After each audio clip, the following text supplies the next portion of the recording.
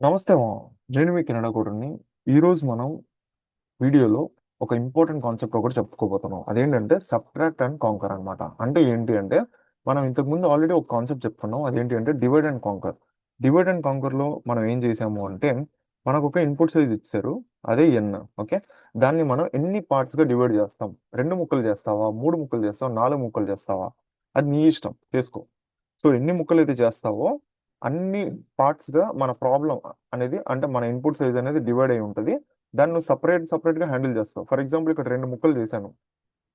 ఆ రెండు ముక్కల్ని నువ్వు సపరేట్గా హ్యాండిల్ చేస్తావు. చివరికి వచ్చేసి ఆ రెండు రిజల్ట్స్ని కలుపుతావు. ఓకే, అది డివైడ్ అండ్ కాంకర్. కానీ ఇక్కడ మనం చేసేది ఏంటంటే సబ్ట్రాక్ట్ అండ్ కాంకర్. ఇక్కడ కూడా మనకు ఒక ఇన్పుట్ సైజ్ ఇస్తారు, కానీ దీన్ని మనం డివైడ్ చేయం. దీన్ని ఏం చేస్తామంటే సబ్ట్రాక్ట్ చేస్తాం అనమాట. ఓకే, అదేంటి, ఎలా సబ్ట్రాక్ట్ చేస్తాము అని చెప్పి మీకు అర్థం కావాలంటే మీరు ఖచ్చితంగా దేవర కథ తెలుసుకోవాలి. ఓకే, సో ఇంకా లేట్ చేయకుండా ఫస్ట్ మనం ఒక ఎగ్జాంపుల్ చూసేద్దాం. అదేంటంటే నా దగ్గర ఒక 10 బాల్స్ ఉన్నాయి. ఒకటి, రెండు, మూడు, నాలుగు, ఐదు, ఓకే, ఆరు, ఏడు, ఎనిమిది, తొమ్మిది, 10. ఓకే, సో టోటల్గా నా దగ్గర 10 బాల్స్ ఉన్నాయి. ఇప్పుడు నేనేం చేయాలి అంటే నా దగ్గర ఉన్న టాస్క్ ఏంటంటే గ్రీన్ బాల్ని ఫైండ్ అవుట్ చేయాలి. అంటే దీన్ని ఫైండ్ అవుట్ చేయాలి. ఇక్కడ ఉంది కదా గ్రీన్ బాల్లో, దాన్ని ఫైండ్ అవుట్ చేయాలి. సో దీన్ని ఫైండ్ అవుట్ చేయాలంటే నాకు తెలిసిన వే ఏంటి, నేనేం చేస్తా అంటే ఇప్పుడు నాకు ఇట్లా చూడగానే అక్కడ చివరి ఉందని తెలిసిపోతుంది. సో ఫైనల్గా నేను వెళ్ళి పిక్ చేసేసుకోవచ్చు. ఓకే, కానీ నా దగ్గర ఒక ఒక చిన్న బాక్స్ ఉంది. దాంట్లో ఇన్ని 10 బాల్స్ ఉన్నాయి. నాకు కంటికి గ్రీన్ బాల్ కనిపించట్లా. అప్పుడు నేనేం చేస్తా, ఒక బాల్ తీస్తా, చూస్తా ఇది గ్రీనా కాదా అని చూసుకుంటా. కాదు అని తెలుస్తుంది, పక్కన పెట్టేస్తా. మళ్ళీ నెక్స్ట్ ఇంకొక బాల్ తీస్తా, గ్రీనా కాదా అని చూస్తా, పక్కన పెట్టేస్తా. అట్లా 10 బాల్స్ ట్రై చేస్తా. నాకు మధ్యలో ఎక్కడైనా గ్రీన్ బాల్ వచ్చేసింది అనుకో, నేను అందరితో ఆపేస్తా. రాకపోతే ఆ 10 బాల్స్ చెక్ చేస్తా. సో ఫైనల్లీ ఆ లాస్ట్ ఉంది కదా గ్రీన్ బాల్, దాన్ని పిక్ చేస్తా. ఓకే, ఇదే నా గ్రీన్ బాల్ అని చెప్పి నేను సైలెంట్ అయిపోతా. ఇది నా కాన్సెప్ట్ అనమాట. దీన్ని ఇప్పుడు మనం ఎలా చూడాలి అంటే మ్యాథమెటికల్ గా అని తెలుసుకుంటే, ఇమాజిన్ మనకి ఈ సైజ్ ఏదైతే ఉందో n = 10 అనమాట. అంతే కదా, 10 బాల్స్ ఉన్నాయి. సో n = 10 కదా, మా ఇన్పుట్ సైజ్ 10. ఇప్పుడు దాంట్లో నేను ఫస్ట్ బాల్ ఒకటి పిక్ చేస్తా. ఓకే, ఫస్ట్ బాల్ నా దగ్గర ఆల్రెడీ ఒక ప్రోటోటైప్ ఉంది కదా, అంటే లైక్ నా దగ్గర ఆల్రెడీ నా డిజైన్ ఉంది. గ్రీన్ బాల్ ఎలా కనిపిస్తుందో నా దగ్గర ఫోటో ఉంది. దీంతో నేను ఈ ఫస్ట్ బాల్ని కంపేర్ చేస్తా. = అవునా కాదా అని చూస్తా. మనకేం కనిపించింది, రాంగ్, ఇది కాదు. Green ball is not equal to this ball. Okay, so నేను ఇది వదిలేసా. ఇది వదిలేసి ఇప్పుడు ఏం చేస్తా అంటే ఈ మొత్తం సైజ్ మీద నేను ఫోకస్ పెడతాను అనమాట. అంటే ఏంటి, ఈ సైజ్ ఏంటిది, ఈ హోల్ సైజ్ వచ్చేసి ఇక్కడ నుంచి ఇక్కడ వరకు వచ్చేసి 10. 10 నుంచి ఒక ఒక బాల్ తీసాను. అప్పుడు నా సైజ్ ఎంత అవుద్ది, n = ఇక్కడ ఏమవుతుందంటే ఇక్కడ n ఉంది. ఓకే, ఇక్కడికి వచ్చేసరికి ఏమవుతుంది అంటే n-1 అవుతుంది. ఎందుకు 1 అయింది అంటే మనం ఒక బాల్ తీస్తాం కాబట్టి n-1 అయింది. Okay, so that implies 10-1. So total ఎన్ని బాల్స్, 9 బాల్స్ అయ్యాయి. సో ఇప్పుడు నా ఫోకస్ వచ్చేసి 9 బాల్స్ మీద పెడతా అనమాట. ఈ 9 బాల్స్లో ఈ సెకండ్ బాల్ని బయటికి తీస్తా. తీసుకెళ్ళి మళ్ళీ దీంతో కంపేర్ చేస్తా. రిజల్ట్ ఏమొస్తుంది, ఆబ్వియస్లీ రాంగ్ వస్తుంది. ఎందుకంటే ఈ రెండు ఒకటి కాదు. అప్పుడు నేనేం చేస్తాను, మళ్ళీ మళ్ళీ ఇక్కడ నుంచి ఈ సైజ్ తీసుకుంటా. దీని సైజ్ వచ్చేసి ఏమవుతుంది, n-2 అవుతుంది నాకు. ఎందుకంటే రెండు బాల్స్ నేను తీసేస్తున్నా, ఈ రెండు బాల్స్ మైనస్ చేస్తున్నా. కాబట్టి n-2. n ఎంత, 10. 10-2 అంటే ఎంత, 8. సో ఈ 8 బాల్స్ మీద ఫోకస్ అనమాట. అర్థమైందా, సబ్ట్రాక్ట్ అండ్ కాంకర్ అంటే ఇది కాన్సెప్ట్. ఇది అర్థమైందా? ఓకే, సో ఇప్పుడు మీకు కాన్సెప్ట్ అర్థమైపోయింది. ఓకే, మనం ఇదంతా అసలు ఎందుకు చేస్తున్నాం బాబాయ్ అని చెప్పి క్వశ్చన్ అడిగితే మనం ఏం చేస్తున్నాం, అసలు మనం ఎన్ని నేర్చుకుంటున్నాం? డిఎస్ఏ. అర్థమైందా, డేటా స్ట్రక్చర్స్ అండ్ అల్గోరిథమ్స్. ఇది కదా మనం నేర్చుకుంటుంది. దీంట్లో మనకి ఆల్రెడీ మనం చెప్పుకున్నాం ఎసిమ్టోటిక్ అనాలిసిస్ అని చెప్పి ఒకటి చెప్పుకున్నాం. ఓకే, ఎసిమ్టోటిక్ అనాలిసిస్లో ఏమేమి ఉంటాయి, మీకు బిగ్ ఓ, బిగ్ ఒమేగా, అలాగే బిగ్ థీటా, ఇవన్నీ ఉంటాయి. సో అసలు మన గోల్ ఏంట్రా బాబు అంటే మన దగ్గర ఒక కోడ్ ఇస్తాడు. ఆ కోడ్ని ఇది ఎఫిషియెంటా కాదా అని మనం ఎలా తెలుసుకోవచ్చు, యూజింగ్ దీస్ 3 అనమాట. బిగ్ ఓ క్యాలిక్యులేట్ చేసిన బిగ్ ఒమేగా, బిగ్ థీటా, ఈ మూడిటి వల్ల మనం ఒక పర్టికులర్ అల్గోరిథం అనేది ఆర్ ఒక పర్టికులర్ కోడ్ అనేది ఎఫిషియంటా కాదనేది మనం తెలుసుకోవచ్చు. ఓకే. సో మన హోల్ టాస్క్ ఏంటంటే డిఎస్ఏలో అసలు ఇది క్యాలిక్యులేట్ చేయడమే మన టాస్క్. ఎయిదర్ బిగ్ ఓ కానీ, బిగ్ ఒమేగా కానీ, బిగ్ థీటా కానీ ఏదైనా ఇవి క్యాలిక్యులేట్ చేయడమే మన టాస్క్. ఓకే. సో నేను ఎగ్జాంపుల్కి ఇక్కడ బిగ్ ఓ తీసుకుంటున్నాను. ఇప్పుడు మనం ఈ టెక్నిక్ని ఎందుకు యూజ్ చేస్తాము అంటే సబ్ట్రాక్ట్ అండ్ కాంకర్ అనేది ఈ బిగ్ ఓని క్యాలిక్యులేట్ చేయడానికి మనం యూజ్ చేస్తాం అనమాట. ఇది ఒక షార్ట్ కట్. బిగ్ ఓని క్యాలిక్యులేట్ చేయడానికి ఇది ఒక షార్ట్ కట్. ఓకే. సో అది కాన్సెప్ట్ అర్థమైంది కదా. ఇప్పుడు దీంట్లో నేను మీకు ఒక ఫార్ములా చెప్తాను. మన సబ్ట్రాక్ట్ అండ్ కాంకర్లో కూడా ఒక ఫార్ములా ఉంది. ఎలాగైతే డివైడ్ అండ్ కాంకర్లో నేను ఒక ఫార్ములా చెప్పానో అలాగే సబ్ట్రాక్ట్ అండ్ కాంకర్లో కూడా ఒక పర్టికులర్ ఫార్ములా ఉంది. అదేంటంటే టీ ఆఫ్ ఎన్. టీ అంటే టైం. ఓకే. మనకి ఎంత టైం అవుతుంది అనేది మనం తెలుసుకోవాలి అంటే లైక్ మన బిగ్ ఓ క్యాలిక్యులేట్ చేయాలి అంటే T of N is equal to A multiplied by T into N minus B plus F of N. Don't worry, మీకు కానీ ఈ ఫార్ములా చూడగానే ఫస్ట్ భయపడిపోవద్దు. ఓకే. ఏం అర్థం కాలేదు అంటే నో ప్రాబ్లం, అర్థం కావాల్సిన అవసరమే లేదు. కానీ మీకు ఒకటి 2-3 విషయాలు తెలియాలి జస్ట్. దీన్ని మీరు బట్టి పట్టాల్సిన అవసరం లేదు. జస్ట్ ఇట్లా గుర్తుంచుకుంటే చాలు, లేదా స్క్రీన్ షాట్ తీసుకుంటే చాలు, పర్లేదు. ఓకే. దీనిలో కొన్ని విషయాలు మీకు తెలియదు. అసలు ఏ అంటే ఏంటి, అలాగే బి అంటే ఏంటి, అలాగే ఎఫ్ ఆఫ్ ఎన్ అంటే ఏంటి, ఈ 3 విషయాలు తెలియాలి, ఖచ్చితంగా తెలుసుకోవాలి. ఓకే. ఇప్పుడు నేను ఒక్కొక్కటి చెప్తా. ఏ అసలు ఏ అంటే ఏంటి. ఏ అంటే ఫర్ ఎగ్జాంపుల్ నేను ఒక కోడ్ రాస్తున్నాను డిఫ్ అని చెప్పి. ఆ, నేను ఒక కోడ్ రాస్తాను ఏంటిది మల్టిప్లికేషన్ అని చెప్పి ఒక ఫంక్షన్ క్రియేట్ చేస్తున్నాను. మల్టిప్లికేషన్. ఓకే. ఇక్కడ ఫ్యూ బంచ్ ఆఫ్ లైన్స్ ఇట్లా రాసి నేనేం చేశాను అంటే మళ్ళీ ఈ ఫంక్షన్ ఏదైతే ఉందో మనం ఇక్కడ పైన డిఫైన్ చేసిన ఫంక్షన్ దాన్నే నేను సేమ్ ఫంక్షన్లో మళ్ళీ ఒకసారి యూజ్ చేస్తున్నాను. ఒక్కటే ఫంక్షన్ని అదే ఫంక్షన్లో మళ్ళీ యూజ్ చేయడాన్ని ఏమంటామంటే మనం రీకర్షన్ అని చెప్పి అంటాం. అంటే రీఅక్కరింగ్. అర్థమైంది కదా. ఇక్కడ ఆల్రెడీ మల్టిప్లికేషన్ అనే ఫంక్షన్ ఉంది, మనం డిఫైన్ చేసాం. అదే సేమ్ ఫంక్షన్ మళ్ళీ మనం ఇక్కడ విత్ ఇన్ ద ఫంక్షన్లోనే మళ్ళీ యూజ్ చేస్తున్నాం. అంటే సేమ్ టర్మ్ మళ్ళీ రీఅక్కర్ అవుతుంది. అర్థమైందా. ఇలా నేను ఎన్నిసార్లు యూజ్ చేశాను అనేదే నా ఏ వాల్యూ. ఫర్ ఎగ్జాంపుల్ ఈ పర్టికులర్ డిఫైన్ చేసిన ఫంక్షన్ని నేను సేమ్ ఫంక్షన్లో అంటే ఇక్కడ నుంచి స్టార్ట్ అయ్యి ఇదంతా నా బ్లాక్ ఆఫ్ కోడ్ అనుకుంటే దీంట్లో నేను ఒక 2 సార్లు యూజ్ చేసా అనుకుందాం. ఈ మల్టిప్లికేషన్ అనే ఈ ఫంక్షన్ని సేమ్ ఫంక్షన్లోనే మళ్ళీ అదే ఫంక్షన్లో 2 సార్లు యూజ్ చేసా అనుకుందాం. అప్పుడు నా ఏ వాల్యూ వచ్చేసి ఏమవుతుంది అంటే 2 అవుతుంది. 2 టైమ్స్ యూజ్ చేసా కాబట్టి ఇదిగోండి ఒకటోసారి రెండోసారి కాబట్టి 2 అయిందా. ఫైన్. ఇప్పుడు బి. ఇప్పుడు బి అంటే ఏంటంటే మన హోల్ ఇన్పుట్ సైజ్ ఏదైతే ఉందో ఇందాక ఎన్ అంటే మనం 10 బాల్స్ తీసుకున్నాం కదా, దానిలోంచి మనం ఎన్ని ఎలిమెంట్స్ని పక్కకి తీస్తున్నాము ఎవ్రీ టైం మనం క్యాల్కులేట్ చేస్తున్న మనం సెర్చ్ చేస్తున్న ప్రతిసారి ఎన్ని ఎలిమెంట్స్ని పక్కకు తీస్తున్నాం అనేదే మన బి. ఫర్ ఎగ్జాంపుల్ ఫస్ట్ ఇటరేషన్లో నేను n-1 చేశాను. So okay. అలాగే ఇప్పుడు నెక్స్ట్ ఏమవుతుంది n-2 అంటే ఫస్ట్ ఒక బాల్ తీసాను, అది కాదని తేలింది. తర్వాత రెండో బాల్ కూడా తీసా, అప్పుడు ఎన్ని టోటల్గా 2 బాల్స్ తీసినట్టు. తర్వాత మూడో బాల్ కూడా తీసా, అప్పుడు n-3 అయినట్టు. అలా అండ్ సో ఆన్. మన ఇష్టం ఎన్నైనా, అది ఏ నెంబర్ అయినా కావచ్చు. లైక్ 10 ఉంటే లైక్ 10 బాల్స్ తీస్తా, అసలు 10 బాల్స్లోనే లేదనుకుందాం. ఓకే. అప్పుడు n-10. ఓకే. ఏదైనా కానీ ఈ వాల్యూస్ ఏదైతే ఉన్నాయో ఈ కాన్స్టెంట్స్ దాన్నే మనం ఇక్కడ బి అని చెప్పి పిలుచుకుంటాం. Okay. So it could be either n-1 అయి ఉండొచ్చు and so on, like sorry n-1 n-2 and so on, anything అయి ఉండొచ్చు. ఓకేనా. బట్ ఒక కాన్స్టెంట్ ఏదైతే ఉందో అదే మన బి అనమాట. అర్థమైందా. సో అది. ఇప్పుడు ఎఫ్ ఆఫ్ ఎన్ అంటే ఏంట్రా బాబు అని చెప్పి అడిగితే ఎఫ్ ఆఫ్ ఎన్ అంటే ఏంటంటే మీరు ఒక ఎఫర్ట్ పెడుతున్నారు కదా, ఒక బాల్ తీశారు, ఇక్కడ ఒక గ్రీన్ బాల్ ఉంది, దీన్ని తీసుకెళ్లి దీంతో కంపేర్ చేస్తున్నారు. మీ దగ్గర గ్రీన్ బాల్ ఫోటో ఉంది కదా, బ్లాక్ బాల్ని ఇలా బయటకు తీశారు, ఈ రెండు సేమా కాదా అని కంపేర్ చేస్తున్నారు. ఆ కంపేర్ చేయడానికి ఒక ఎఫర్ట్ ఉంటుంది చూసారా, ఆ కంపేర్ చేయడానికి మీరు కోడ్ రాస్తారు. లైక్ ఇఫ్ కండిషన్ రాసి if black ball is equal to green ball or not అని చెప్పి ఒక కోడ్ రాస్తారు. ఓకే. సో ఆ ఎఫర్ట్ ఏదైతే ఉందో అదే మన ఎఫ్ ఆఫ్ ఎన్ అనమాట. సో ఎఫ్ ఆఫ్ ఎన్ అంటే అది మనం పెట్టే ఎక్స్ట్రా ఎఫర్ట్ ఏదైతే ఉందో, either it could B for comparison అయి ఉండొచ్చు, సర్చింగ్ అయి ఉండొచ్చు, ఆర్ ఎనీథింగ్. మీరు పెట్టే ఏదైనా ఎఫర్ట్ ఉంటుంది చూసారా, దాన్ని మనం ఎఫ్ ఆఫ్ ఎన్ అంటాం. ఓకే. సో ఈ 3 టర్మ్స్కి మీనింగ్ అవన్నమాట. అర్థమైంది కదా. ఇప్పుడు మన ఫార్ములాని ఎలా క్యాలిక్యులేట్ చేయాలి అంటే ఇక్కడ 3 కేసులు ఉన్నాయి. సేమ్ డివైడ్ అండ్ కాంకర్లో ఎట్లాగైతే మనకు కొన్ని కేసులు ఉన్నాయో ఇక్కడ కూడా 3 కేసులు ఉన్నాయి.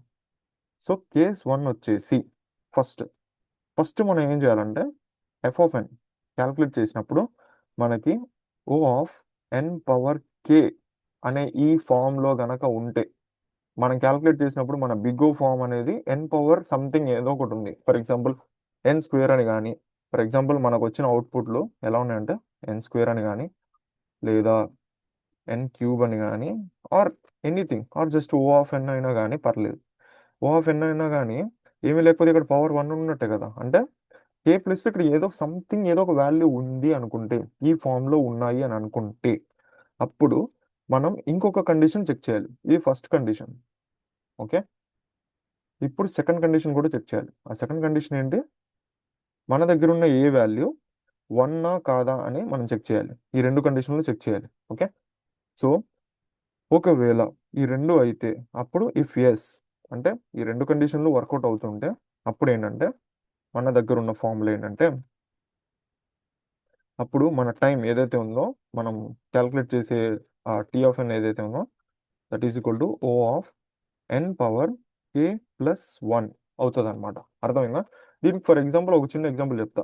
మనం క్యాల్కులేట్ చేసాం, మన ఎఫ్ ఆఫ్ ఎన్ వచ్చేసి అంటే మనం తీసుకున్న ఎఫర్ట్ కోడ్లో మనం పెట్టిన ఎఫర్ట్ వచ్చేసి ఓ ఆఫ్ ఎన్ స్క్వేర్ కనిపిస్తుంది నాకు ఇక్కడ. ఓకే, ఇది వచ్చింది నాకు.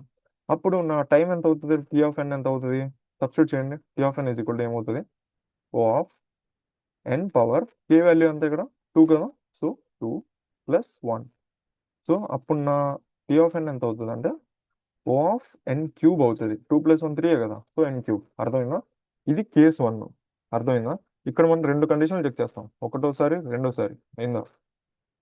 ఇప్పుడు ఓకే, కేస్ 2లో కూడా మనం ఇక్కడ 2 కండిషన్లు చెక్ చేస్తాం. కండిషన్ 1 వచ్చేసి అసలు ఎఫ్ ఆఫ్ ఎన్ అనేది సేమ్ ఇందాకలాగానే O of N to the power of k ఫామ్లో ఉందా లేదా అనేది మనం ఫస్ట్ చెక్ చేస్తాం.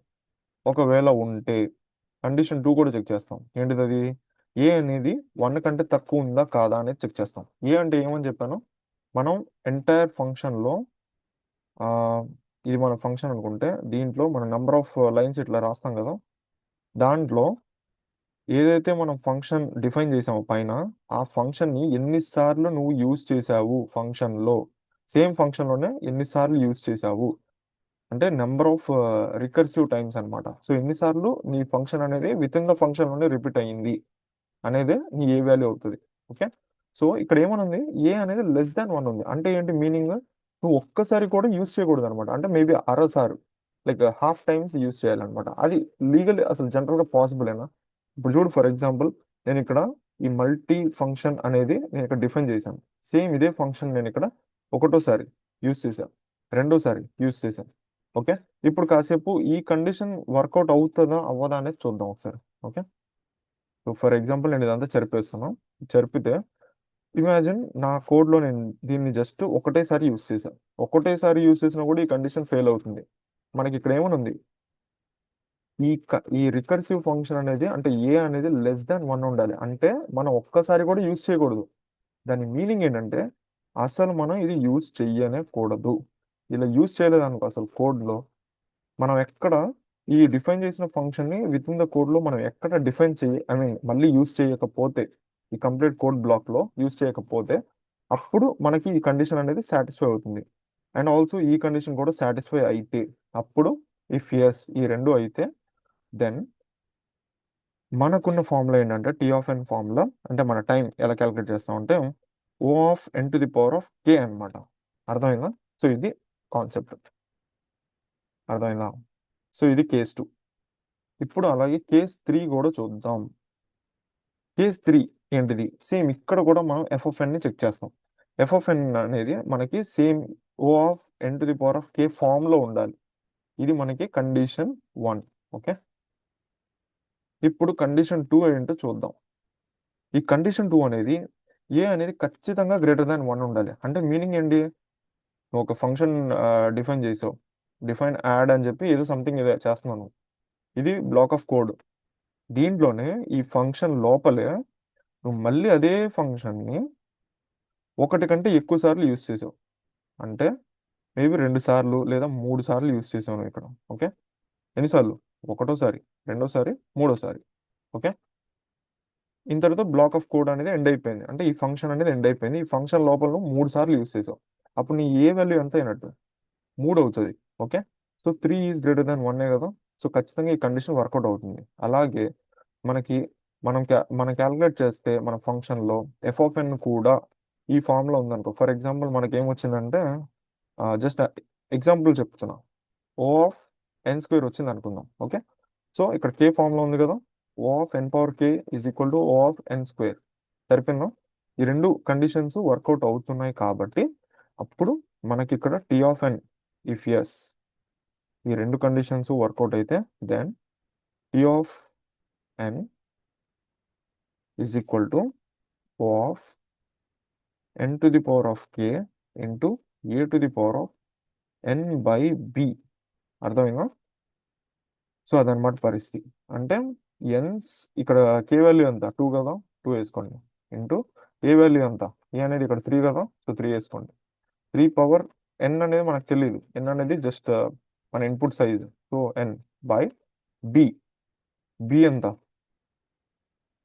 బీటమ్ ఎంత, బీటమ్ అంటే ఏంటి, లైక్ ఎన్ని ఎలిమెంట్స్ మనం తీసాము, fixed number of elements, like subtract చేసేటప్పుడు. ఫర్ ఎగ్జాంపుల్ ఈ కోడ్లోంచి మనం జస్ట్ ఇమాజిన్ చేయండి, ఇక్కడ మనం టోటల్ ఇన్పుట్ సైజ్ వచ్చేసి నా అరేలో, ఫర్ ఎగ్జాంపుల్ నా అరేలో వచ్చేసి 1 2 అనే ఈ 2 ఎలిమెంట్స్ ఉన్నాయి. ఓకే.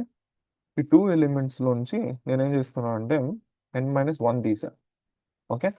సో అప్పుడు మేబీ నా బి వాల్యూ వచ్చేసి ఏమవుతుంది అంటే ఆ కాన్స్టెంట్ ఏదైతే ఉందో ఇక్కడ 1 అనేది, అది నా బి వాల్యూ అవుతుంది. సో ఇది ఇక్కడ ఎన్ ప్లస్లో మీరు ఇన్పుట్ సైజ్ రాసుకోవచ్చు. ఇన్పుట్ సైజ్ మేబీ ఇక్కడ అరే ఎంత 2 ఎలిమెంట్స్ ఉన్నాయి కాబట్టి 2 పెట్టుకోండి. Okay. So for example O of N square multiplied by 3 square. Okay. 3 square అంటే ఎంత, 9 కదా. So that equal to O of 9n square అనేది మీకు టోటల్గా టైం కాంప్లెక్సిటీ అనేది అవుతుంది అనమాట. అంటే మీరు క్యాలిక్యులేట్ చేసిన టైం అనేది ఓ ఆఫ్ 9n స్క్వేర్ వచ్చింది. జస్ట్ ఎగ్జాంపుల్కి చెప్తా ఈ వాల్యూస్ అన్ని. ఓకేనా. సో అది కాన్సెప్ట్. ఇలా మనకు 3 కేసులు ఉన్నాయి. అది సో చెప్పా కదా, ఇందాక మనం చూసిన మాస్టర్ థీరం, లైక్ ఎస్టర్డే మనం వీడియో చేసాం కదా డివైడ్ అండ్ కాంకర్, దాంట్లో చూసినా కానీ లేకపోతే ఇవి కానీ ఇవి ఏంటంటే మనకి ప్రాబ్లమ్స్ ఉన్నాయి.